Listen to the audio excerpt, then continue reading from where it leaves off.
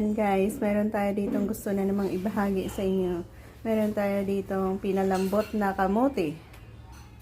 So gagawa tayo ng isa sa masarap na pang merienda gamit ang ating kamote. Pinalambot na natin yan. Yan ang malambot na. Ang gagawin natin, shucks. Drain off ang tubig, purple potato ito. So ayan, purple ang laman ng ating kamote. Mainit.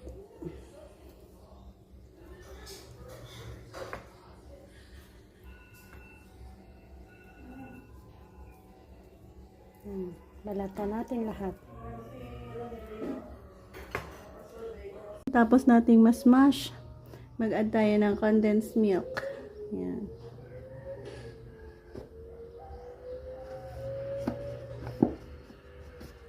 Next sa condensed milk, ang ating evaporated milk. Sabay na.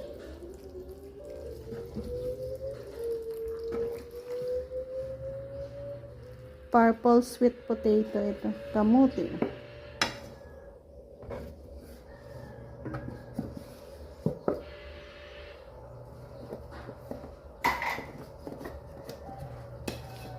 Mag-add na rin tayo ng konting asukal. Mga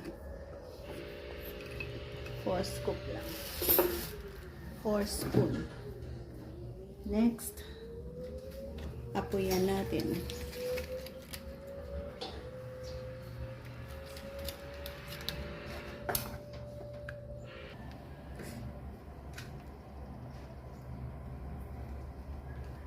And ready to mix.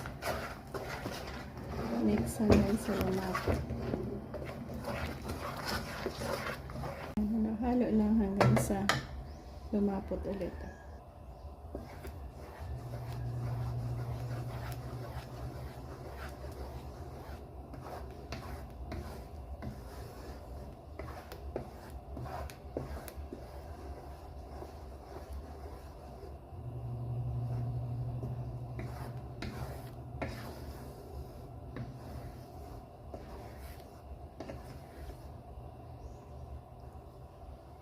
Malapit na magtuyo. Ayan, malapit na.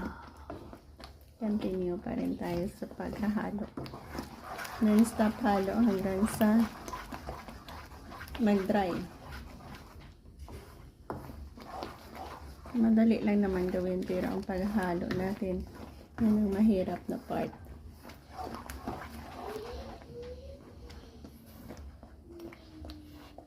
Pwede ito ipalaman, pwede ito direct hit. Palaman.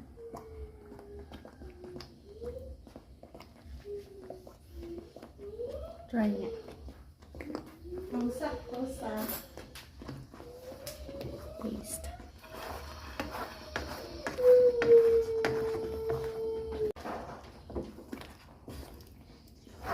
Harap na.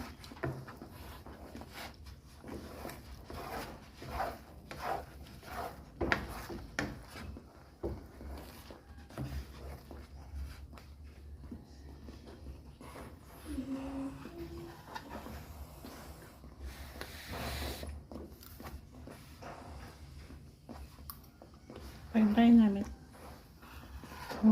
Pag-dry namin.